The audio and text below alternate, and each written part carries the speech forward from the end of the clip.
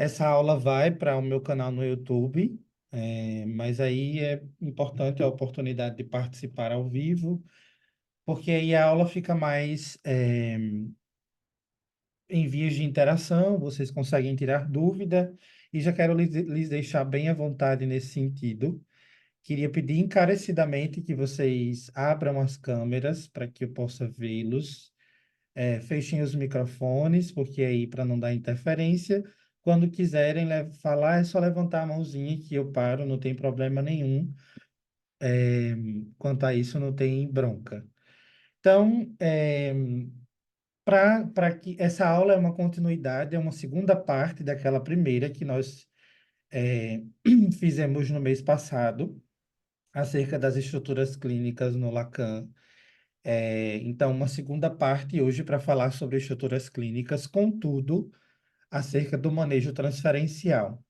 Começo esse nosso encontro fazendo uma crítica ferrenha ao nosso campo psicanalítico. Eu acho que Lacan, eu tenho essa hipótese, né, que Lacan não é difícil, somos nós que somos preguiçosos, mas eu tenho mudado um pouco isso, que talvez nós somos preguiçosos também, mas tem uma outra coisa aí por trás, que é o campo psicanalítico que não favorece, as nossas pesquisas, as nossas buscas. Essa aula de hoje me deu um trabalho muito grande, porque eu queria trazer para vocês dois matemas, que é o matema da transferência e o algoritmo da transferência. E aí foi uma pesquisa demorada, estressante, porque no algoritmo da transferência existia uma sigla que nenhum artigo falava sobre ela, né? E nenhum artigo referenciava de fato onde aparecia no ensino de Lacan o algoritmo da transferência. E aí eu precisei fazer, nem o index fazia essa indicação. Então eu precisei ir a duras penas, seminário a seminário, até que eu consegui encontrar o algoritmo da transferência, onde é que ele aparece, eu vou deixar aqui para vocês. Então, assim, Lacan tem uma complexidade no seu ensino, mas o campo, o meio, o campo psicanalítico também não contribui para as nossas pesquisas. E essa outra que foi a questão da sigla, né, que Lacan usa nesse algoritmo da transferência, que não tinha uma explicação em nenhum lugar, e eu precisei catar como se eu estivesse catando coco na zona rural, né? Mas, enfim, consegui construir, vou trazer o algoritmo da transferência e o matema da transferência de uma forma embasada para vocês. É, então, eu queria começar com as referências, né, as indicações de leitura diretamente do Lacan. Eu não lhes trago nenhuma leitura de comentadores, eu trago leituras do Lacan mesmo. Eu queria começar indicando um texto que recentemente eu tive contato com ele, que é um texto assim muito bom. Não trata da transferência de forma específica, mas trata da psicanálise, entre outros saberes. Isso é importante para nós termos como nota, o texto se chama Radiofonia. É um texto que está nos outros escritos, em que o Lacan, ele é um texto de perguntas e respostas. E Lacan dá umas respostas muito interessantes, que servem muito para o campo. É radiofonia. Vou colocar aqui o nome. Radiofonia. Radiofonia. É um texto de 1970, então isso já no final da vida do Lacan.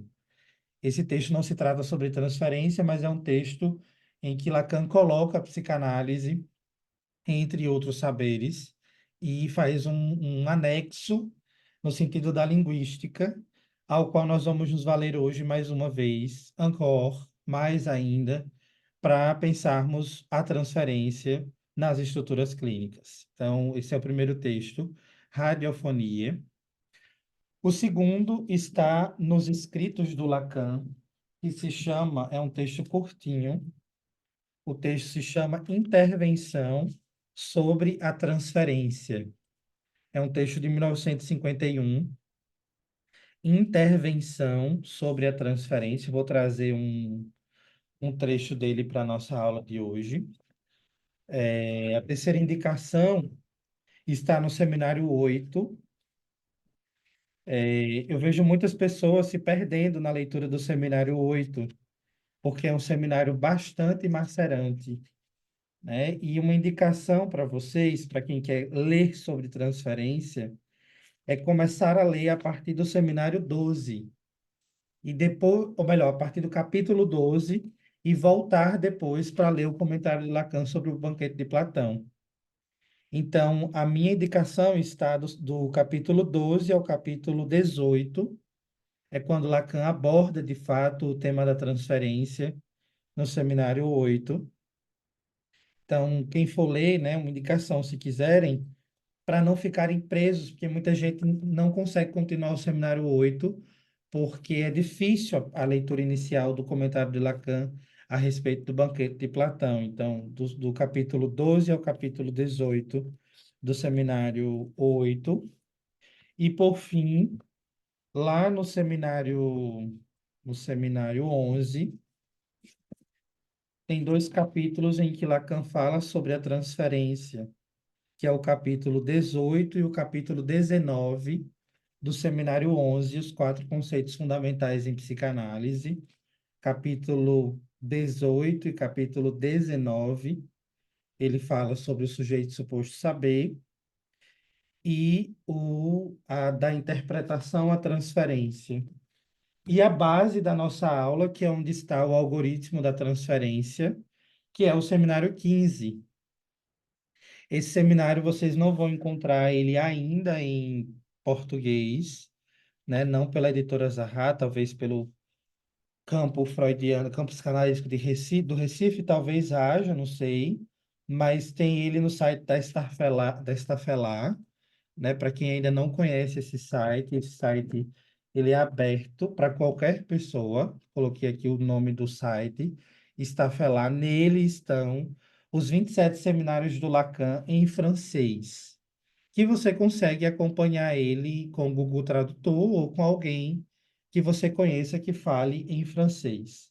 Então, a base da nossa aula de hoje está no seminário 15, que é onde está a referência do algoritmo da transferência. Então, partindo das referências, eu queria com vocês começar dividindo a nossa aula em dois grupos, né? Porque aí, a partir disso, nós vamos conseguir seguir na explicação. Dentro daquela perspectiva que eu já lhes trouxe na primeira aula, o grupo em que a castração simbólica está afirmada e o grupo onde a castração simbólica está negada, marcado um pela Verdragon e um pela Weywerfung. Então, vou colocar aqui no chat. No grupo onde está afirmada a castração, estão a neurose e a perversão. Neurose e perversão. E no grupo onde a castração está negada,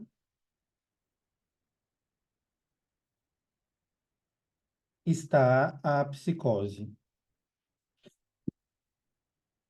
É importante fazer essa subdivisão, porque no Lacan não existe três grupos, como existem na nosografia freudiana, neurose, psicose e perversão em Freud. Em Lacan, existem dois grupos, neurose e perversão e psicose.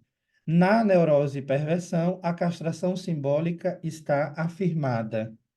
E na psicose, a castração simbólica está negada, né? Partindo dessa divisão, porque a explicação de transferência para a neurose vai ser a mesma para a perversão. E a explicação de transferência para a psicose vai ser diferente, porque o manejo da transferência na psicose ele é totalmente diferente do manejo da transferência na neurose, né? Existe essa grande diferença. E eu queria começar com a definição de Lacan, né, acerca da transferência. Essa definição é bastante boa, porque nós vamos partir daí, né, enfim, a ideia de que o que é a transferência para Lacan. Eu vou fazer uma breve introdução acerca do que é a transferência para Freud, embora não seja esse o nosso objetivo. Mas no capítulo 18 do Seminário 11, na página 225 da editora Zaha, Lacan define a transferência dizendo: a transferência é um fenômeno em que estão incluídos juntos o sujeito e o psicanalista. Então, Lacan começa definindo a transferência como um fenômeno, né? E aí está a grande questão. Humberto, como assim Lacan define a transferência enquanto fenômeno? Fenômeno esse que é totalmente diferente do fenômeno que nós escutamos na neurose histérica, na neurose obsessiva, na psicose, por exemplo. Os fenômenos de corpo, os fenômenos conversivos. O fenômeno transferencial é um fenômeno que se dá no encontro analítico. Para Lacan, não existe transferência fora da análise. Ah, eu tive transferência com fulano. Não, talvez você tenha simpatia com fulano. Talvez você goste de fulano, talvez você ame fulano. Mas a transferência está apenas para a análise. E eu começo com uma construção que eu fiz enquanto eu preparava essa aula, que é: onde há transferência, não há reciprocidade. Isso é um ponto-chave para nós caminharmos nesse encontro de hoje. Onde há transferência, não há reciprocidade. A transferência é sinal da ausência da reciprocidade, né? Isso é um ponto-chave para a construção da transferência em Lacan, porque nós estamos ainda imbuídos pela transferência freudiana, onde o que é a transferência freudiana? A transferência freudiana é nomeada por ele como uma neurose postiça, uma neurose formulada na relação analítica, isso para o Freud, onde ela serve exclusivamente para a análise. Então, é como se fosse uma neurose postiça que servirá para que o sujeito se cure da psiconeurose de defesa, daquilo que o faz sofrer. Em Freud, a transferência está para a reedição dos conteúdos edípicos. Então, aquela palavra que a gente utiliza muito por aí em psicologia, que é ressignificar, faça terapia e ressignifique suas dores. Isso é uma expressão que não está no Freud, mas que se aplica à psicanálise freudiana. Porque, por via da transferência em Freud, o sujeito consegue reeditar suas vivências traumáticas da infância e dar sentido, um outro sentido a elas. No Lacan, isso muda totalmente. Não há possibilidade de reedição, de ressignificação. E aí nós vamos chegar nesse ponto para vocês poderem entender. Tem uma outra citação do Seminário 8 que está no capítulo 7, 12, capítulo 12 do Seminário 8, que Lacan diz assim: ora, é a questão formulada ao outro quanto ao que ele pode nos dar e ao que tem para nos responder, que se liga o amor como tal.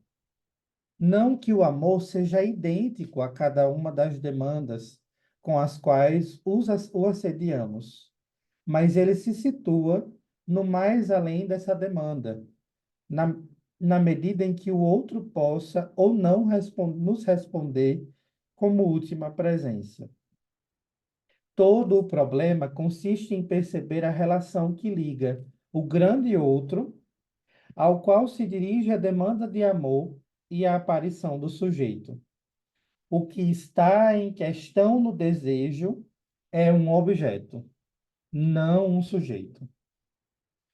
Isso aqui é o ponto-chave também desse nosso encontro, porque para Lacan, fazendo essa distinção do que é para o Freud e do que é para o Lacan, é, diferentemente do que é no Freud, a relação analítica em Lacan se dá a três: o sujeito, o objeto e a transferência. A relação analítica em Lacan é composto por três elementos: o sujeito, o objeto e a transferência. Não existe uma relação de reciprocidade. O que eu sinto pelo analisante não é o que ele sente por mim. O que ele sente por mim não é o que eu sinto por ele. É por isso que nós não necessariamente, no Lacan, nós não precisamos gostar da pessoa para atender a pessoa. No Freud, sim. Haveria necessidade de uma disposição afetiva do analista para dispor do seu corpo para que o analisante usasse para que essa demanda lhe fosse endereçada. No Lacan, não há necessidade de haver, você não precisa gostar do seu analisante para atendê-lo, porque você não comparece na cena enquanto sujeito, você comparece enquanto objeto, né? Humberto, mas eu não sou um objeto, nem sei como é ser um objeto, de fato. A isso Lacan dá o nome de semblante. E mais uma vez eu lhes afirmo, esse, para mim, é um dos conceitos mais importantes em psicanálise lacaniana. É um conceito que ele desenvolve no seminário 18, né? O seminário intitulado De um Discurso que Não Fosse Semblante. E ele coloca o semblante enquanto uma solução para a contratransferência, né? Começo por desbancar a ideia de que no Lacan não existe transferência positiva, não existe transferência negativa, nem muito menos transferência erótica. No Lacan, transferência é transferência. Essa noção de transferência negativa, positiva e erótica é uma noção freudiana na qual no Lacan não se sustenta, né? Para Lacan, a transferência é um fenômeno. Para o Freud, a transferência é uma neurose. É assim que ele dá o nome. E aí, nós vamos à ideia dos grupos, né, que eu separei ainda há pouco, o grupo onde a castração simbólica está afirmada. Eu vou abrir aqui o quadro e eu peço que vocês mantenham o mouse no canto da tela, que aí talvez eu consiga rapidamente só mostrar para vocês como é que o Lacan escreve isso no seminário 15. A isso, ele vai dar o nome de algoritmo da transferência, certo? Mantenham o mouse estabilizado no canto da tela, e aí eu consigo apresentar aqui direitinho. O algoritmo da transferência, apresentado no seminário 15, é escrito da seguinte forma: S, a barra, uma seta que aponta para fora da barra, S novamente, um Q minúsculo,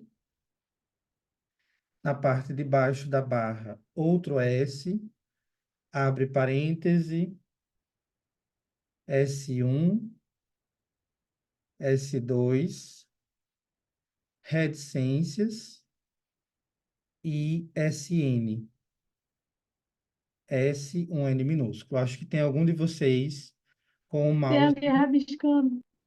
no quadro. Deixem o mouse estabilizado, que aí não risca. É, esse é o algoritmo da transferência que Lacan nos apresenta no seminário 15, algoritmo da transferência. Tem um outro, o matema da transferência, Lacan nos apresenta no seminário 11, nesses capítulos que eu lhes indiquei, que esse aqui é o algoritmo, esse aqui é o matema da transferência, que é SSS, que significa sujeito, suposto, saber. Esse é um conceito estritamente. Deixa eu só voltar aqui, que alguém mexeu. Esse é um conceito estritamente lacaniano, não é freudiano, só para lhes deixar claro nisso aqui. tentar voltar aqui. Então, o SSS significa sujeito suposto saber. Anotem essa construção aqui, para quem quiser anotar, e nós vamos desmembrá-la para construí-la e entender como é que isso se dá no campo da neurose e da perversão. Como é que a transferência acontece Aqui não aparece dentro nada, do só campo aparece. da neurose e da perversão. Aqui Nós não aparece o desenho que tu estás a fazer. É porque alguém mexeu, Kátia. Aí não aparece, mas eu acho que se você acompanhar, deixa eu tentar abrir novamente aqui, talvez apareça. Só um minuto. Qualquer coisa eu tiro a foto e coloco no grupo. Qualquer Ah, coisa. por gentileza, agradeço. Deixa eu tentar ver aqui. Pronto, vocês deixam o mouse estabilizado, que aí todo mundo consegue ver, tá?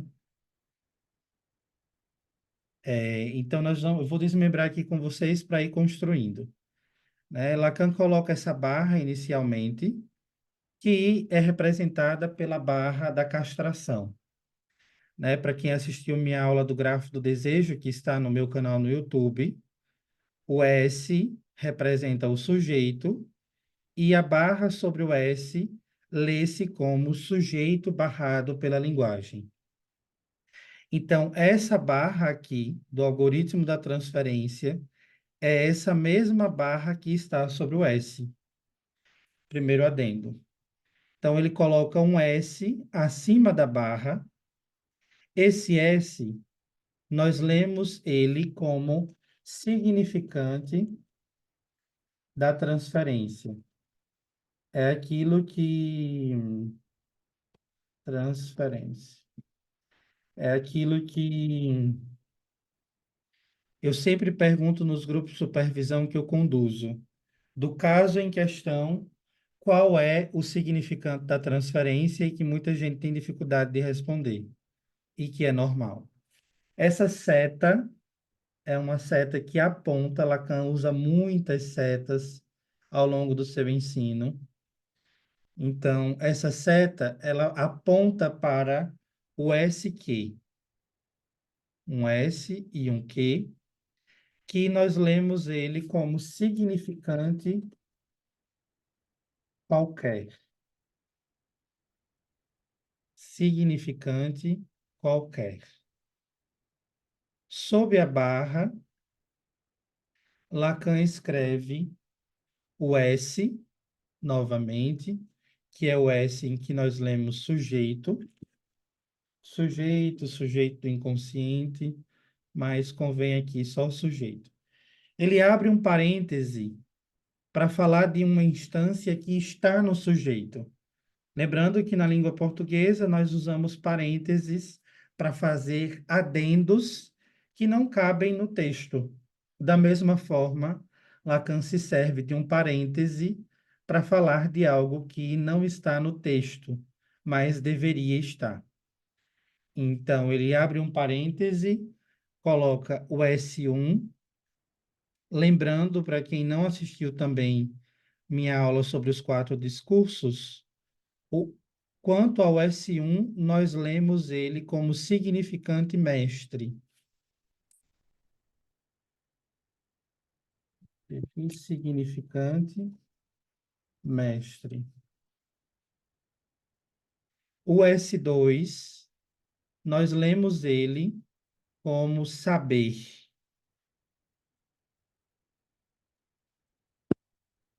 Saber. Nos 4 discursos, esses elementos fazem parte.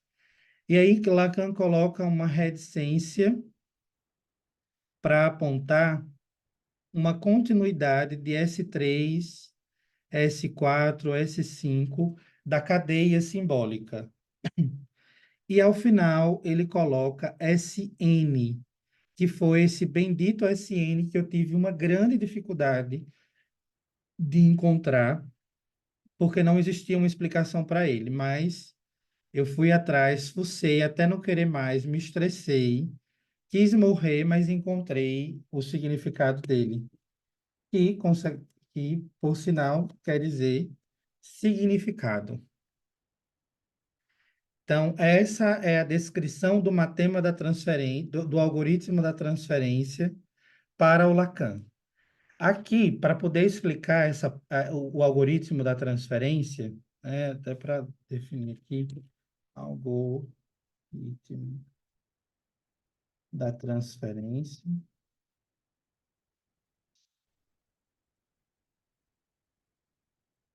E é o algoritmo da transferência. Transferência.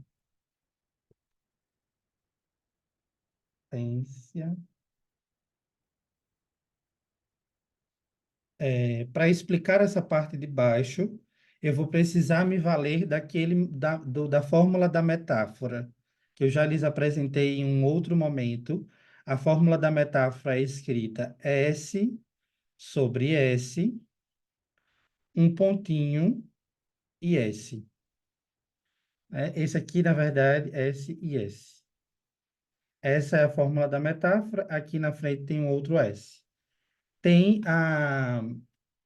Na verdade, o que eu quero usar não é a fórmula da metáfora, é a fórmula do signo linguístico do Ferdinand de Saussure, em que ele coloca S maiúsculo sobre S minúsculo, um pontinho e um S. É como se fosse 1 mais 1 é igual a 2. Então, seria essa o matema, a fórmula do signo linguístico para o Ferdinand de Saussure. Thaís, quer falar?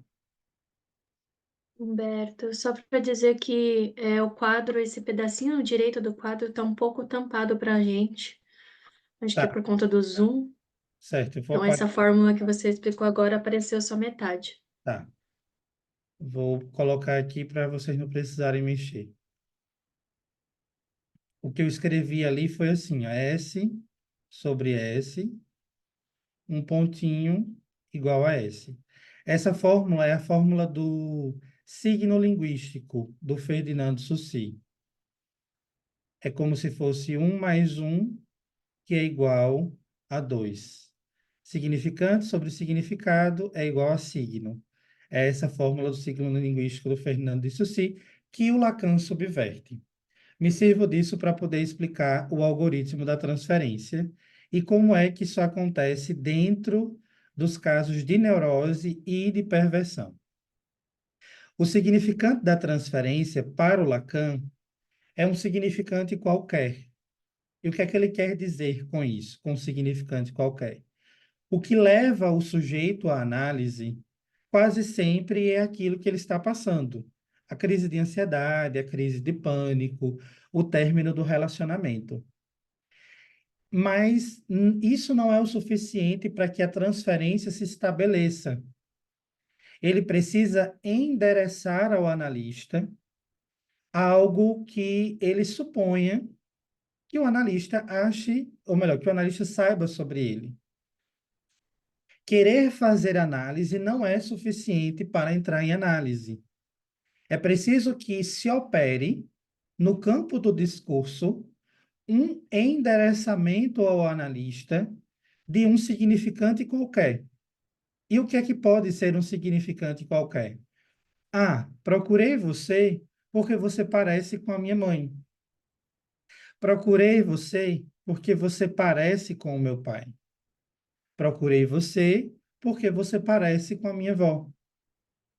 O que leva o sujeito à análise é uma demanda qualquer, mas o que faz o sujeito permanecer em análise é um significante qualquer. Que Lacan diz que esse é o significante da transferência. É o cabelo, a voz, a inteligência, a escrita, uma palestra. Não, eu procurei você porque eu soube que você trabalha com mulheres vítimas de violência doméstica. E eu acho que você sabe sobre mim. Eu procurei você, analista mulher preta, porque eu acho que você sabe sobre as minhas questões de racismo. Eu procurei você, analista homem, porque você vai entender sobre a minha homossexualidade. Então, isso é o significante qualquer. É isso que leva, mas que faz o sujeito permanecer em análise, né? E aí, Lacan faz uma jogatina quando vai para a parte de baixo dessa equação. Ele coloca o S de sujeito, e aqui, se nós pudéssemos definir, né, entre significante mestre, significante do saber e significado, nós poderíamos chamar isso aqui de cadeia simbólica. E o que é que Lacan quer dizer com cadeia simbólica? Isso aqui é uma sacada master do Lacan. O saber nunca estará do lado do analista. O analista não sabe de nada, nem muito menos supõe saber. O saber sempre estará do lado do sujeito. Por isso que S1, S2 e Sn estão para o sujeito. O algoritmo da transferência é explicado como: esse primeiro andar seria o andar do analista, essa primeira parte, e a segunda, o sujeito. Sem o sujeito, sem o analista, sem a transferência, não há possibilidades de um trabalho de análise. Logo, o saber sobre o próprio sintoma está do lado do sujeito e só por isso ele pode supor que você, analista, sabe alguma coisa sobre o sintoma dele. Então, quando o analisante ele chega para a análise e diz para você, ó, eu estou sofrendo, preciso de uma resposta. Se você responde ao seu analisante que não tem uma resposta para dar a ele, você acaba com a transferência. Essa é a explicação lacaniana. Na ânsia de dizer que nós não temos uma resposta, nós pomos fim à transferência. Quando nós dizemos aos nossos analisantes que nós não temos uma resposta para o sofrimento que ele está passando, nós pomos fim à transferência nesse momento. Ah, Humberto, e qual é o manejo adequado?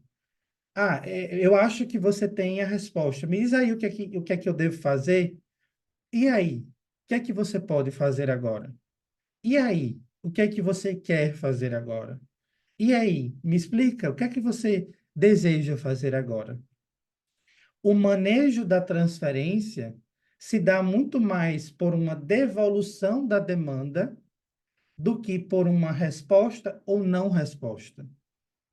A sacada lacaniana proposta por ele no Seminário 5 é um jogo de cintura que para nós é quase insuportável de fazer dentro da prática clínica, que é acolher a demanda, sustentar a demanda sem responder a ela.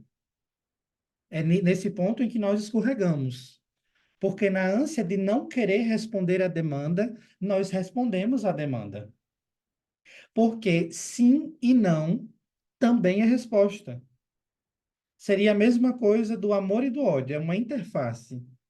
Então, quando o analisante diz assim, ó, eu vim buscar você porque você parece com o meu pai. Se você, analista, disser ao seu paciente, eu não sou o seu pai, você acaba com a transferência ali.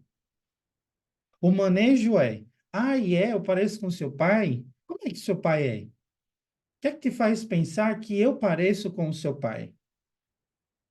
Né? O analista é aquele que está no lugar de, eu não sei, mas eu quero saber. Se você, analista, lacaniano, freudiano, quem quer que seja, haja vista, essa é uma aula de psicanálise lacaniana. Se você, analista lacaniano, for para o setting, for atender o seu paciente, o seu analisante, achando que os seus títulos de graduação, pós-graduação, mestrado e doutorado, se você não tiver condições de se esvaziar do que você supõe saber, você não consegue escutar o sujeito do inconsciente. Você escuta a demanda, você escuta a história, você escuta aquilo que está no limbo, aquilo que está no consciente.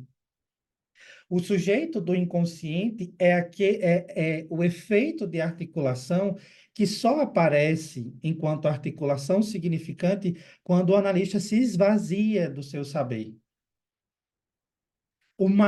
A maior tentação do analista lacaniano, e aqui eu falo para analistas lacanianos, a maior tentação do analista lacaniano é ocupar o lugar de mestre ao qual o analisante endereça. Por isso que o Contar do Caligares fala de Lacan sem falar de Lacan. Não sejam terapeutas se vocês quiserem ser amados. A ilusão de que seremos amados dentro do setting analítico, porque o paciente diz, não, você é a minha salvação, você salvou a minha vida. Não é o analista em si. E é aquilo que o Lacan vai definir enquanto transferência. O que é a transferência para Lacan? É um fenômeno de amor ao saber. No Freud, o analisante se cura porque ama a pessoa do analista. Em Lacan, o analisante se cura porque ama o saber que supõe que o analista sabe sobre ele. O analisante acha que você sabe alguma coisa sobre a dor que ele passa. Só por isso que a cadeia simbólica se enoda. E aqui está a noção de significante qualquer, que é o significante da transferência. É necessário que haja esse endereçamento a você, enquanto objeto analista, para que a transferência se estabeleça e o sujeito consiga dizer ainda mais encore sobre a sua dor, sobre o seu sintoma. Então, essa é a proposta de Lacan acerca da transferência. Então, no algoritmo da transferência, nós temos o saber está do lado do analisante, o não saber do lado do analista. E aí vem uma outra sacada do Lacan, que é a transferência está do lado do analisante. O que está do lado do analista é o desejo do analista. Se vocês não tiraram um print, tirem um print dessa tela só para me apagar aqui e poder usar novamente, para não ficar passando de quadro em quadro e não conseguir usá-lo. Mas deixa eu usar aqui. Essa noção aqui do Lacan é maravilhosa. Do lado do analisante está a transferência. Do lado do analista está o desejo do analista. O desejo do analista é um conceito lacaniano que nós não podemos deixar de estudar quando estudamos transferência. Por quê? Desejo do analista não é desejo que o paciente melhore. Eu já fui bastante apedrejado porque eu já disse várias vezes, e sustento isso sem problema nenhum, sem medo, que o analista não deseja o bem do seu paciente. O problema é que quando nós escutamos essa frase e nos revoltamos contra ela, é porque para nós, sujeitos, brasileiros principalmente, há uma ambiguidade. Se eu não gosto, se eu não desejo bem, eu desejo mal. E não desejar o bem não é não desejar o mal. Tem nada a ver. Não desejar o bem é saber que o bem que você deseja é o bem que você supõe que para ele é bem. Só que nós já estamos advertidos que os nossos pacientes fazem e acontecem na nossa clínica, independentemente do que nós desejamos para eles. Às vezes a gente investe em supervisão, em análise, em grupo de estudo, e quando a análise está engatando, o paciente vai embora. Então, desejar o bem, boas intenções em análise lacaniana não cura, não salva ninguém, não faz ninguém entrar em análise. Desejo do analista para Lacan é o desejo de que haja análise. Essa é a definição de desejo do analista. É o desejo de que haja análise. Se houver análise, nós vamos ter uma garantia capenga de 3 pernas, que o sujeito ele vai minimamente fazer o que é o bem para ele. Então, a transferência está para o analisante e o desejo do analista para o analista. E aí está o ponto. Temos a noção de transferência, mas o que é que nós fazemos com a transferência na clínica e nos casos de neurose e de perversão? Manejar. A transferência é um endereçamento de saber que se você não maneja, a análise para, o paciente sai do tratamento, vocês não vão para lugar nenhum. E o manejo da transferência se dá numa operação no campo do discurso. O que eu mais encontro são analistas lacanianos que interpretam muito mais do que escutam. E essa interpretação nem é uma interpretação a nível de ato analítico. É uma interpretação que diz muito mais respeito a uma intuição. Eu acho que o meu paciente isso e isso. Eu acho que o meu paciente isso e aquilo. Tá, mas você não precisa achar. Você precisa saber dele. Essa é a grande praga proposta pela mistura da psicanálise de Freud e Lacan. Porque nós pegamos uma intuição freudiana no registro da transferência, de que eu posso juntar Lé com Cré e vai dar uma coisa, enquanto no Lacan nós hipotetizamos uma conexão entre um significante e outro. Então, se você não sabe, você precisa perguntar ao seu analisante. Essa é a possibilidade de manejo da transferência. Nos casos de neurose e de perversão, e aqui eu vou só fechar para abrir novamente, eu chego ao tema que, para mim, é um dos mais caros na psicanálise lacaniana, que é real, simbólico e imaginário. E nós podemos e devemos pensar a transferência em neurose e perversão nesses 3 termos, porque é isso que nos vai servir para pensar a transferência nos casos de psicose. Transferência simbólica e transferência imaginária. A transferência, inevitavelmente, ela passa pelos 3 registros do nobo-romeano. Aqui tem uma interface. Lacan ele é muito cheio de tríade. Então, essas tríades elas são importantes para a prática clínica, para o entendimento teórico. E essa tríade ele apresenta no grafo do desejo, que é a tríade da necessidade, demanda e desejo. Então, fazendo uma inversão aqui, deixa eu ver se eu consigo apagar, fazer o inverso. O desejo estaria para o real, a demanda estaria para o simbólico e a necessidade para a noção imaginária da coisa. Se pudéssemos conectar uma coisa a outra, embora o nobo-romeano apareça nos 3 registros dessa tríade inicial. O desejo é real porque o que está em jogo no desejo não é uma pessoa, é um objeto. E um objeto que não existe. Qual é o objeto do desejo para Lacan? O falo. E aqui é o falo simbólico, tá? E eu já expliquei isso em outro momento.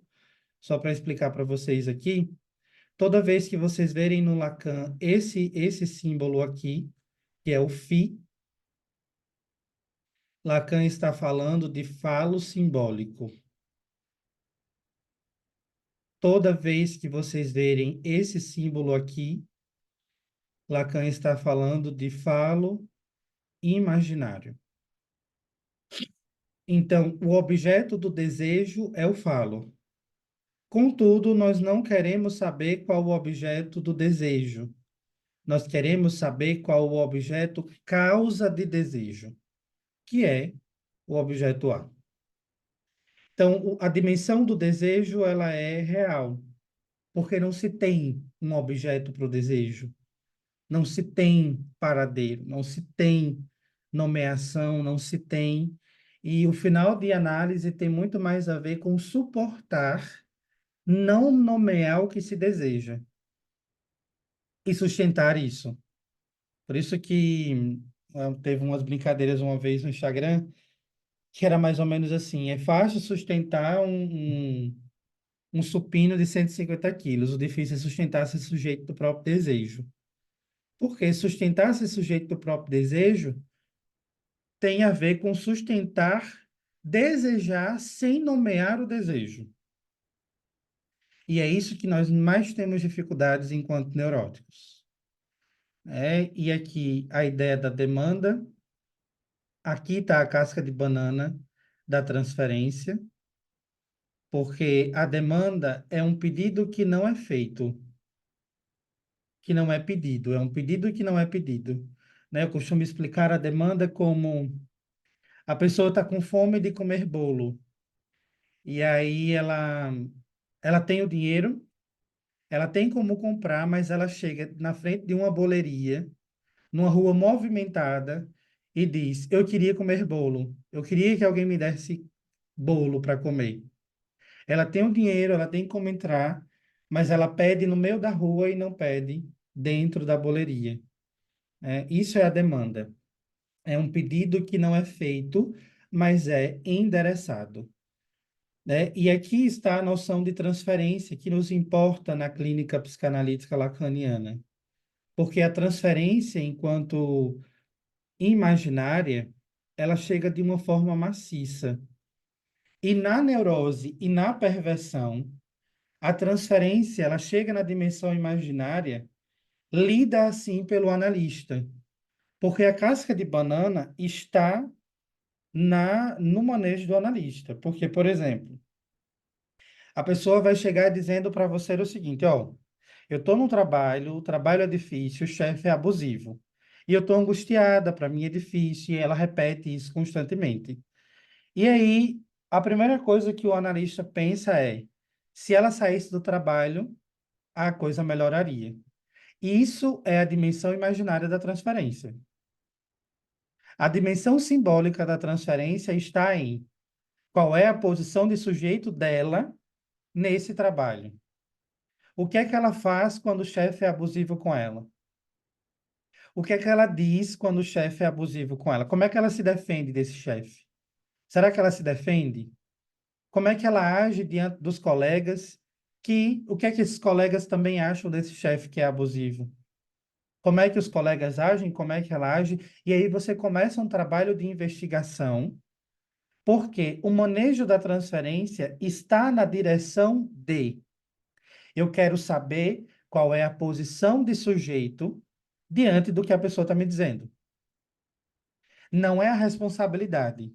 Uma análise lacaniana jamais vai conduzir ninguém à responsabilidade, mas a investigação da posição do sujeito, porque se ela souber uma outra forma de se portar, ela permanece no trabalho e ocupa uma outra posição. Aqui está o que é mais difícil para nós de entender no Lacan, que é: para sair de casa, você não precisa sair de casa. Essa é a dimensão simbólica do Lacan. É a presença de uma ausência. Porque não tem a ver com uma mudança geográfica. A queixa, necessidade, demanda e desejo, você não precisa realizar o que você deseja para continuar desejando ou para se sentir satisfeito. Em alguma medida, o desejo ele precisa permanecer insatisfeito para que ele continue aparecendo enquanto desejo. Então, essa é a casca de banana nos casos de neurose e de perversão.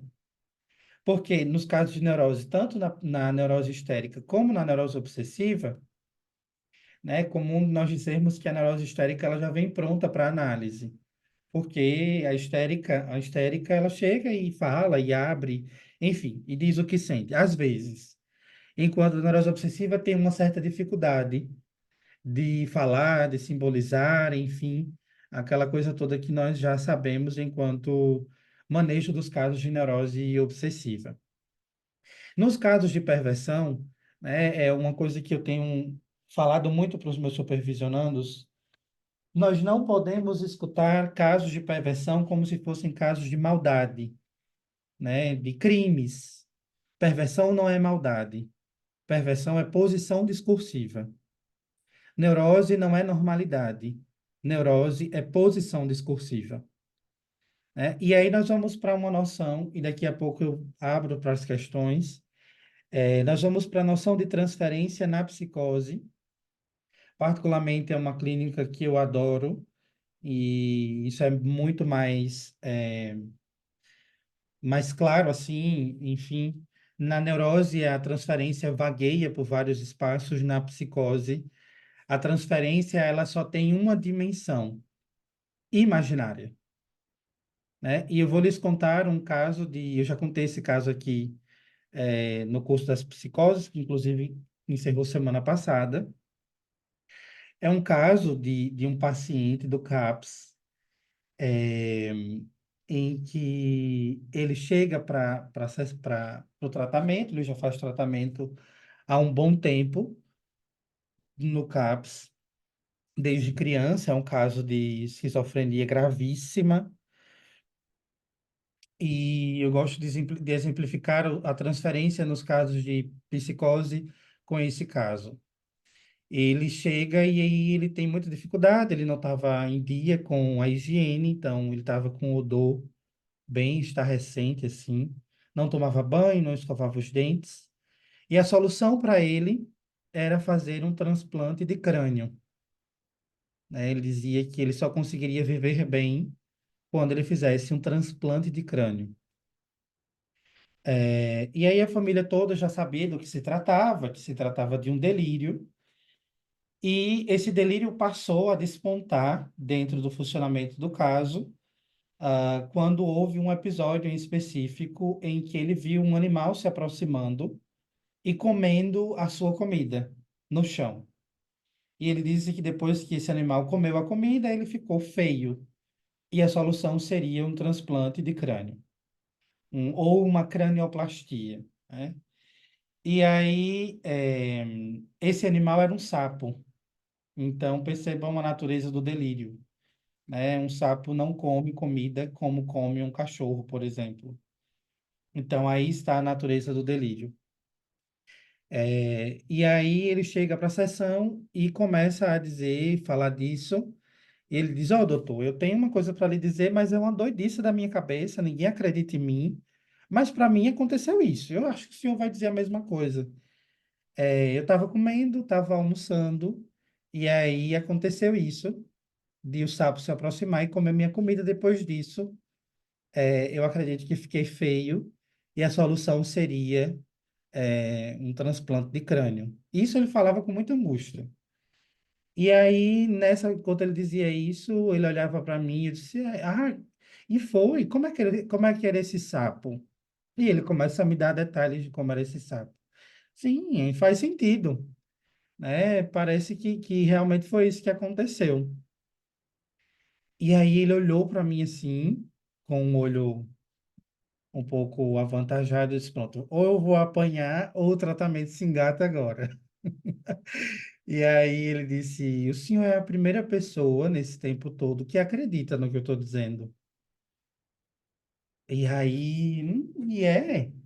E as outras pessoas não acreditavam? Não. Todo mundo disse que é doidice da minha cabeça. Não, mas para mim isso é verdade. Isso aconteceu com você depois que o sapo comeu sua comida. E aí a análise começou ali, né? Cito esse exemplo para lhes dizer que na psicose, o endereçamento é único, é direto. Enquanto na neurose, na perversão, há contornos para o endereçamento de saber, na psicose isso é muito claro. É isso e pronto. Por isso que é muito perigoso nas entrevistas preliminares nós fazermos questões es- é, extrapolantes, que a gente tem essa ânsia, né? Eu fico brincando que a gente tem uma ânsia de fazer intervenções que fecham o céu e a terra, né? Intervenções bafônicas. E, na verdade, o arroz com feijão da clínica é o que funciona, né? Eu quero saber mais sobre isso. E aí eu vejo muitos analistas que têm dificuldades de conduzir casos de psicose, que, na verdade, são difíceis, sendo que o lugar do analista, no caso de psicose, não é o lugar do sujeito suposto saber, é o lugar de secretário do alienado. É aquele que senta, escuta e eu quero saber mais. Como nesse caso. E foi. Como é que era esse sapo? Né? Esse sapo tinha que cor? Era grande, era pequeno, ele vem todo dia? Me fala mais sobre esse sapo. Ele comeu o quê? Ele comeu muita comida, comeu pouca? E a partir dali a coisa ia acontecendo. A análise ia se operando. Né? E aí eu tenho uma cartela, né, do CAPS de exemplos de como a transferência ela pode se dar dentro da psicose, porque é uma transferência muito direta, né? Mas isso chega na clínica também em outras roupagens.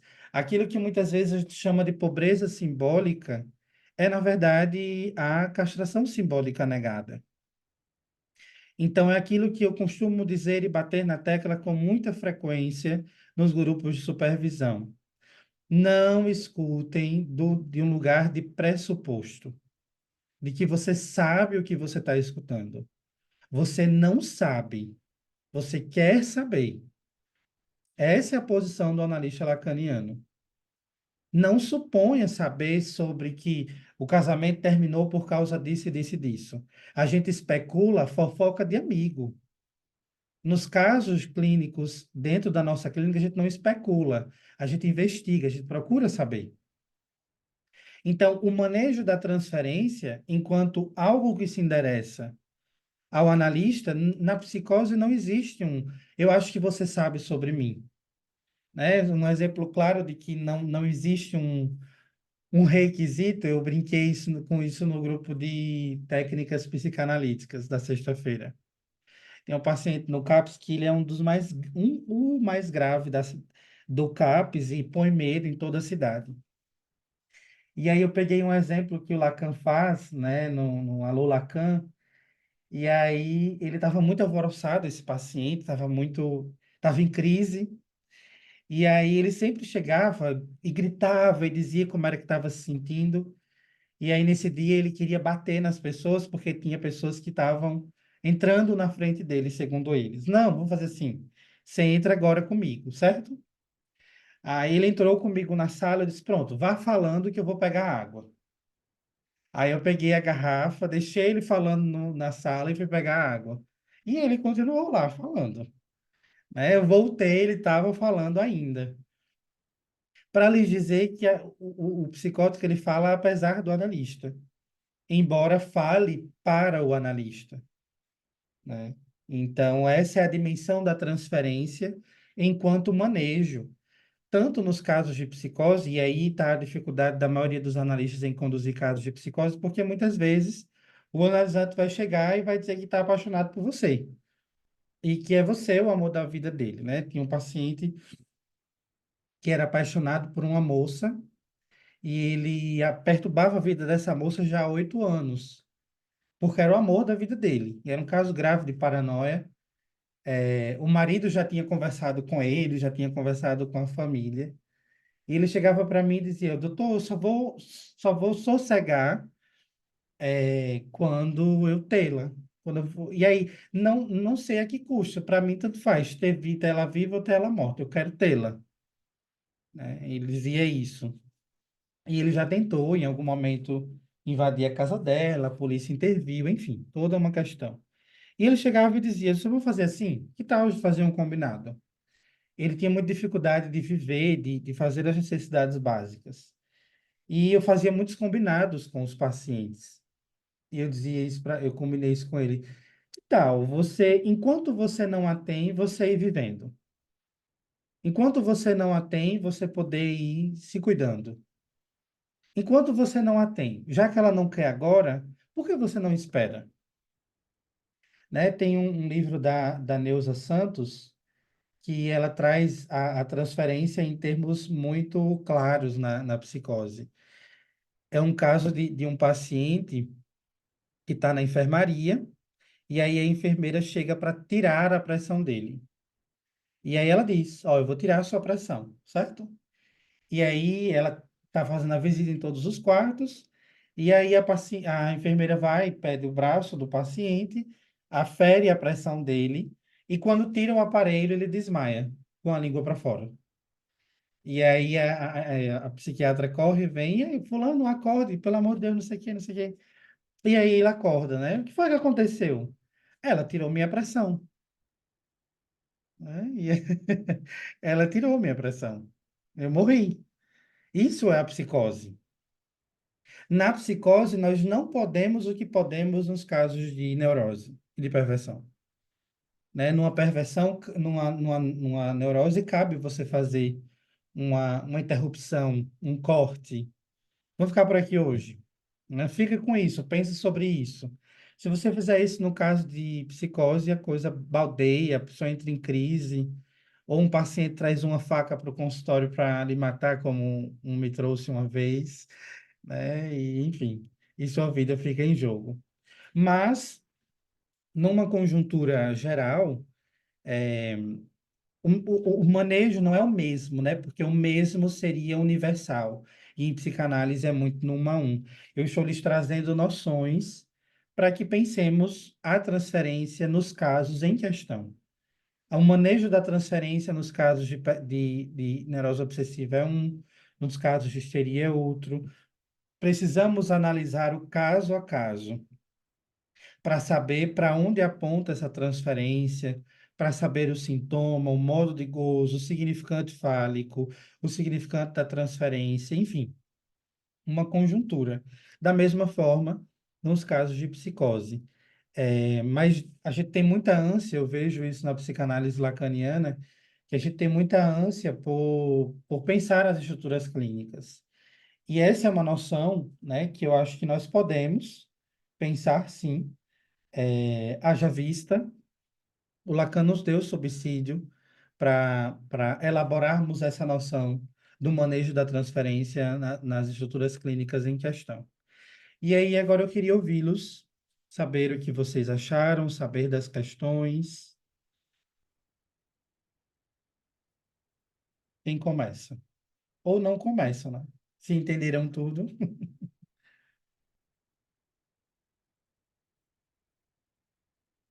Comentários, fiquem à vontade. Mari, fique à vontade. Boa noite, Humberto. Humberto, eu fiquei na dúvida, eu acho que eu anotei errado.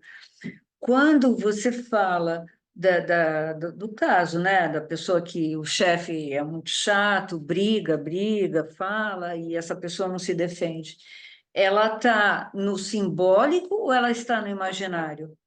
É aí que eu me perdi. Ela está falando. Como nós escutamos é onde os registros vão estar incluídos. Se, Perfeito. se nós escutamos isso no registro da realidade Hum, factual, nós vamos querer chamar o chefe para uma conversa. sim, sim. É igual o analista que tem um caso de, sei lá, de um marido que é dito abusivo, e o analista quer chamar o marido para uma conversa. E isso é um manejo imaginário da transferência. Isso é uma psicoterapia, não é Tá, análise. Né? tá. Se fosse fazer uma leitura das terapias convencionais, as terapias convencionais manejam a transferência na dimensão imaginária, né? Qual seria o manejo para isso? Tá, me fala mais, como é que é isso? Como é esse homem? Como foi que você entrou nesse trabalho? O que é que você faz? E aí, quando você vai fazer uma leitura mais profunda, você vê que a pessoa se submete a isso por razões outras. Sim. Então, é da posição de sujeito que nós estamos em busca. Faz sentido para você? Tá. Faz. Eu tenho um caso super recente, acabou de entrar, e ela tem crises de ansiedade fortes. Se bem que agora passou por um outro motivo. Mas aí ela me conta que ela chora, que a mãe era muito brava com ela, muito brava, e enérgica, não dava amor, nananã, nananã, e que ela só sabia chorar, chorar, chorar, chorar. Então, é mais ou menos isso, né? Assim, vai investigar, né? Claro, mas, né? Desde quando? Nanã. E aí eu só fiquei na dúvida se isso acontece no registro, da demanda ou da necessidade? Da demanda. Da demanda, É perfeito. porque Era o que eu tinha anotado. a Tá, necessidade seria essa necessidade do mínimo, né? Do respeito, de um ambiente afetuoso, aconchegante. tá, Eu gosto muito de pensar a necessidade nas pirâmides do Henri Vallon, né? A necessidade de comida, de bebida, de sobrevivência básica, de segurança. Para mim, aquilo ali é necessidade. A demanda é o pedido que é feito sob a necessidade. Eu estou com tá. fome, é uma necessidade. Mas eu estou com fome de bolo, aí já é uma demanda. Tá? Porque Certo. quem foi que disse que você está com fome de bolo? Como é que você sabe que essa fome é fome de bolo? Percebe que é Entendi. a questão? Tá, entendi, entendi. Obrigada. Por nada. Sara, essa coisa do analista ocupar a posição do querer saber foi cirúrgica. Como uma boa histérica, eu não quero saber do que já sei. E tome 1000 perguntas na sessão, e não correspondência desse lugar, daí se engata a análise. É, exatamente, Sara. Se o analista se coloca nesse lugar de que eu sei, né? Primeiro que é um lugar psicótico, como Lacan diz no seminário 3, né? O lugar de saber é um lugar de psicose, né? O analista ele não entra na cena analítica como um sujeito. Como sujeito, eu tenho um saber prévio, que é isso, nesse ponto que está pautada as conversas de amizades. Por que é que os nossos amigos têm dificuldade de nos escutar? Porque eles nos escutam do lugar de amigo. É a função deles. Eles vão nos aconselhar, vão nos dizer para rezar, né, para acender vela, para acender incenso, para se abraçar com planta, para beber cachaça, enfim, né? Eles vão falar de um lugar de um saber prévio. Enquanto o analista não é esse que fala de um lugar de saber prévio. Eu não sei. Eu não sei sobre você, mas eu quero saber. Me conta. Quem é você? De onde você veio? Para onde você vai? O que é que você pretende? Né? Isso é muito didático na análise com adolescentes, né? Eu adoro análise com adolescentes porque é bem difícil. E aí a gente precisa ir fazendo como interrogatório, como perguntas, como uma anamnese quase, né? E aí, me fala da tua vida. Você gosta de que série? Essa série se trata do quê? Ah, gosto de Free Fire. Você gosta de quê? Tá em que fase? Tô na fase diamante e azul. Ah, e qual é a fase anterior? E aí você vai nisso. A clínica com adolescentes nos ensina muito nesse sentido. Realmente, essa analítica profissional se passa pela análise pessoal. Sempre. É sempre o querer saber, perguntas de saber para o sujeito inconsciente aparecer. Uma vez eu escutei em análise, da minha análise pessoal, meu analista dizendo alguma coisa do tipo assim, o que o analista tem para oferecer é a falta. Se você não suporta oferecer a falta, então, analiticamente, você precisa caminhar mais um pouco. E isso é um parâmetro, inclusive, para autorização do psicanalista, né? A gente não fala muito, mas é um parâmetro, sim. Você consegue ofertar a falta a quem te fala? Você consegue suportar não querer ter, ou não, ou mesmo tendo, não dar uma solução para o problema do seu analisante? Né? Mais uma vez, eu repito, aquilo que eu sempre tenho colocado esses dias. Um analista lacaniano jamais será aquele que só senta e escuta. Mas só escutar não quer dizer que é falar as besteiras que a gente fala quando a gente está numa escuta impessoal, como amigos, por exemplo. Maria Odete, fique à vontade. Oi, boa noite. Sobre o manejo da transferência, né, na psicose. É um assunto que eu tenho estudado ultimamente.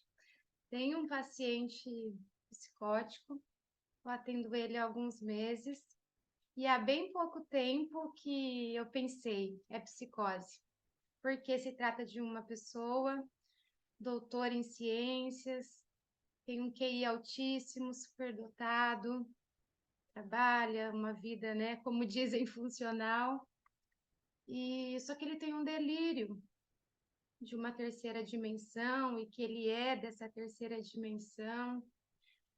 E isso não é coisa que dá para eu pensar em um delírio dentro de uma neurose, porque é algo central na vida dele. A vida dele está toda em torno disso. Pelo menos eu penso assim, né? Só que é o interessante?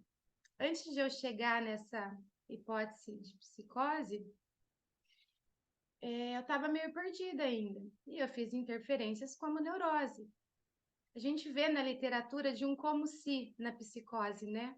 E esse como se funciona muito bem nele, porque até então as intervenções, né, ali na neurose que eu estava fazendo, é interessante porque surte efeito. Eu cheguei a fazer um corte e foi uma semana boa para ele. Então é um terreno bem escorregadio, né? Secretário do alienado, mas funciona alguma coisa, parece? Tudo bem, ele vai girar em torno daquilo sempre, mas o neurótico também gira e volta. O que você acha disso? Acho um ótimo exemplo para as minhas hipóteses, né? Eu tenho uma hipótese, Odete, que é: nós temos mais psicóticos na nossa clínica do que nós imaginamos ter. Eu também Porque, acredito. infelizmente, nós associamos psicose à loucura, a andar pelado à luz do dia, rasgar dinheiro, a bater nas pessoas. E a psicose, na verdade, como um fenômeno discursivo, é uma apresentação tímida, des- discreta, uma apresentação que muitas vezes você vai confundir com a neurose obsessiva, muitas vezes. Porque o neurótico obsessivo também tem ideias como essa que você coloca, né? Contudo, é aquilo que eu sempre coloco. Na dúvida, o fenômeno não deve ser o parâmetro para o diagnóstico. Na dúvida acerca da transferência, ou melhor, do diagnóstico, a gente precisa olhar para a constituição do sujeito. Como foi os complexos, e Lacan nos deixa isso no texto Os Complexos Familiares, que é um texto inicial dele. Na dúvida acerca da condição da estrutura clínica, a gente precisa escutar a família, não chamar a família, mas escutar dele como é a dinâmica familiar, como foi, papel do pai, papel da mãe, papel dos irmãos, papel dos avós, dessa conjuntura toda, né? Então, assim, de fato, isso que você traz é muito verídico, porque, obviamente, eu não posso dizer muito sobre o caso porque eu não conheço, mas isso que você traz enquanto elemento central do caso clínico em questão, é esse delírio de que se existe numa outra condição, numa outra, né, de dimensão, né, diz muito de uma dimensão, né? Uma menção dita, uma dimensão outra, uma menção outra, que é a dimensão da foraclusão, né? A foraclusão é uma dimensão, uma menção dita de outra forma, diferente da neurose. Mas um excelente exemplo esse seu. Thaís, fique à vontade. Humberto, na verdade não é bem uma pergunta, mas é querer saber um pouquinho mais sobre. é, eu estou um pouquinho às voltas com uma questão que eu vi recentemente de o autismo ser talvez uma quarta estrutura. E eu queria te ouvir dizer o que que você acha disso, também pensando no manejo transferencial. Esse é um BO que é bem problemático, né? Recentemente teve uma briga danada dessa história de autismo, né? Escuta o autista, escuta o sujeito. Para mim, não é uma quarta estrutura, né? Hoje eu atendo autistas. O problema é que nós queremos, na psicanálise, a todo custo, incluir nas nossas siglas, porque nós também temos. A gente se acha longe da psiquiatria, mas nós não estamos longe. Nós queremos incluir no nosso fazer e no nosso produzir de saber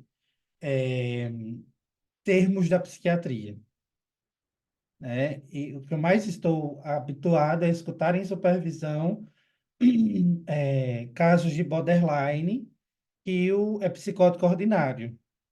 E não é. Casos de bipolaridade que dizem ser psicose. Não é. Nós lemos os termos psicanalíticos à custa da medicina. E aí o que Freud dizia, né? Não deixem que a psicanálise seja tragada pela medicina. E com o autismo é a mesma coisa, né? Eu não acredito no autismo como uma quarta estrutura, isso eu não acredito, né? Quem sou eu na fila do pão? Mas já que você pergunta, não vejo o autismo como uma quarta estrutura. Eu vejo o autismo como uma posição de sujeito na linguagem, né, que é totalmente específica, é totalmente outra. E a teoria de La Língua é uma teoria que explica o autismo do Lacan, que é uma teoria que está entre o 20º e o 20º e o 27º seminário do Lacan, né? Então, La Língua é uma noção.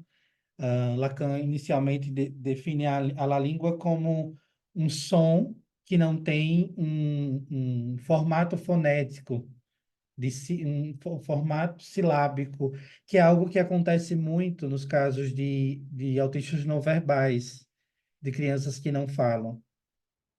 E uma coisa muito triste que eu ainda hoje vejo são psicanalistas que recuam diante dos casos de autismo, porque dizem que não ter técnica para isso. E é bem ao contrário. Nós dispomos da técnica, sim, para tratar crianças autistas.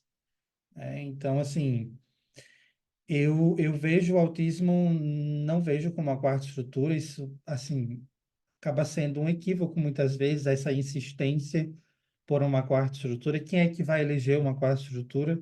Nos termos psicanalíticos, isso é uma teoria, e você concorda se você quiser. Igual a teoria do Jacques Lamillard sobre psicose ordinária, eu não concordo. Psicose é psicose, independentemente de estar encadeada ou desencadeada, né? Borderline não é psicótico, porque nós não escutamos o borderline, nós escutamos o sujeito, e com ele a sigla, né? Não é o autista, é o sujeito, e com ele a sigla, né? Não é o adicto, é o sujeito, e com ele o vício. Então, esse é o grande ponto, né? Mas, enfim, tem muitas discordâncias e é um campo que eu não. Confesso para você que eu não tenho muita disposição para entrar nessa discussão, nesse embate. É uma opinião, enfim, pessoal. Minha área mesmo, assim, eu consigo responder do lugar das psicoses. Mas o que eu consigo dizer é, não, autismo não é psicose e autismo não é quarta estrutura, na minha leitura. Hoje, né? Eu vejo o autismo como um jeito outro de se estruturar na linguagem, que é um jeito de falar, né? Todos nós aqui temos um jeito de falar que é muito específico, atravessado por uma cultura local, né? Eu falo vixe aqui na Paraíba, talvez você fale eita em São Paulo, você fale, sei lá, poxa, porra no Rio de Janeiro, né? E são modos de dizer da mesma coisa, de um espanto. Então, eu leio dessa forma, né? Enfim, o que é que você acha? O que é que você pensa?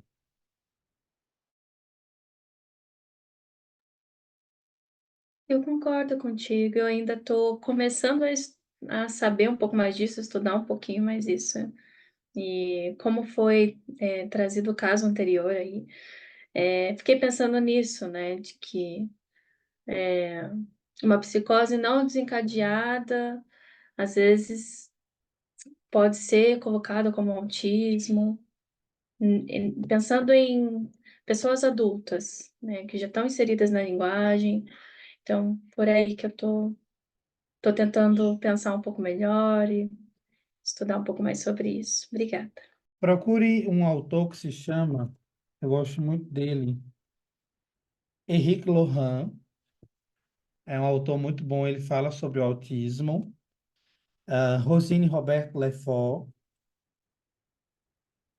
que é e tem o caso de autismo que está no seminário 1 do Lacan, é o caso DIC, se eu não me engano. Também tem um livro local aqui de um núcleo de pesquisa e autismo que se chama Pipa e Rabiola, o núcleo de pesquisa, que eu acho que o nome do livro é Não Sem Eles, que fala sobre o tratamento de autistas com a participação dos pais. Acho que é Não Sem Eles o título do livro. Esses autores são muito bons. Deixa eu ver aqui, tem outra questão. Você trabalha com o que é chamado a segunda clínica de Lacan, sem se prender às estruturas. Odete, eu também não me prendo à noção de primeira e segunda clínica, porque essa é uma leitura do Jacques Lamillet, e eu não concordo com o pensamento do Jacques Lamillet.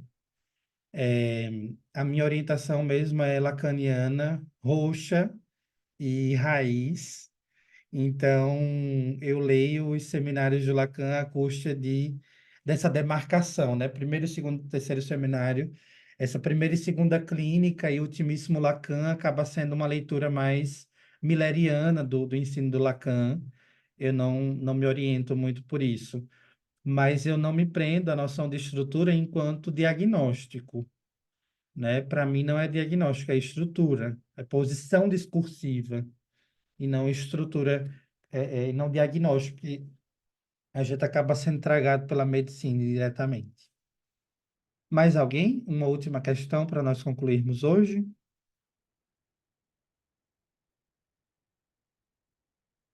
Três, dois, um. Então, deixa eu só concluir aqui a gravação para dar alguns avisos.